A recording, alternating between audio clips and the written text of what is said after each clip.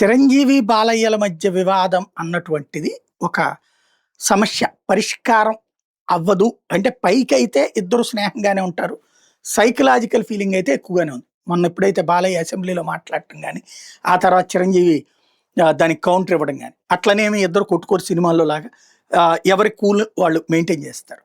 అయితే చిర అప్పట్లో వాస్తవంగా చిరంజీవి సక్సెస్‌ఫుల్ కెరీర్ టైంలో ఆల్టర్‌నేటివ్ లేదా అపోజిట్ హీరోలు అనకూడదు గానీ, అదే టైంలో లైమ్‌లైట్‌లో ఉన్నటువంటి హీరోలు 'నాగార్జున', 'వెంకటేషు', 'బాలకృష్ణ' ఇట్లా. నేను ఎప్పుడూ చెప్తుంటా సినిమా హీరోల్లో వీళ్ళు నంబర్ 1 వీళ్ళు నంబర్ 2 అనడానికి ఏం లేదు. ఒక స్టేజ్ ఇప్పుడు 'మహేష్ బాబు', 'అల్లు అర్జును', 'జూనియర్ ఎన్టీఆర్' వీళ్ళందరూ ఒక లెవెల్ ఇక అంతే. దాంట్లో ఎవరి అభిమానులకి వాళ్ళ హీరో నంబర్ 1. ఇప్పుడు 'ప్రభాస', 'పవన్ కళ్యాణ్' ఇట్లాగా ఎవరి లెక్కలు వాళ్ళకుంటాయి. ఇక్కడ చిరంజీవి టైంలో వీళ్ళందరూ గూడా. కృష్ణ అప్పటికి కొత్త. ఏది చిరంజీవి టైంలోకి కృష్ణ కొంచెం సీనియర్. కృష్ణ, కృష్ణన్‌రాజు, శోభన్ బాబు వీళ్ళంతా ఒక తరం. అంతకుముందు ఎన్టీఆర్, అక్కినేని నాగేశ్వరరావు వాళ్ళందరిది ఒక తరం. వీళ్ళదంతా ఒకటే ఏజ్ బ్యాచ్ వీళ్ళంతా ఉండేవాళ్ళు. అయితే అప్పట్లో అభిమానుల కొట్టాట్లు విపరీతంగా ఉండేవి.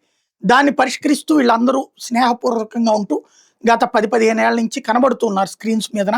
ఈ బుల్లితెరలొచ్చాక బానే ఉంది. కానీ ఇంటర్నల్ స్ట్రగుల్ మాత్రం అట్లాగే ఉందనడానికి సాక్ష్యం మొన్న. ఇప్పుడు ఇదంతా ఎందుకు చెప్పాల్సొచ్చిందంటే, చిరంజీవి నిన్న ఏది దీపావళికి వాళ్ళ ఇంట్లో అటు నాగార్జున ఫ్యామిలీని పిలిచారు, వెంకటేష్ ఫ్యామిలీని పిలిచారు. వాళ్ళందరూ కలిసి జరుపుకున్నారు నిన్న. అమ్మాయి నయనతార ఇప్పుడు తన సినిమాలో చేస్తుంది గదా! ఆ అమ్మాయి గూడా వచ్చింది. అందరూ గూడా జరుపుకున్నారు. అయితే ఇప్పుడు ఒక మీమ్స్ పేలుతున్నాయన్నమాట.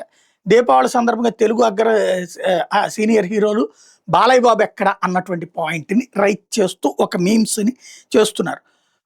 మేబీ పిలిచినా రాలేదా బాలయ్య? లేకపోతే పిలవలేదా? అన్నటువంటిది ఏమన్నా చిరంజీవి వివరణ ఇస్తారని చూద్దాం.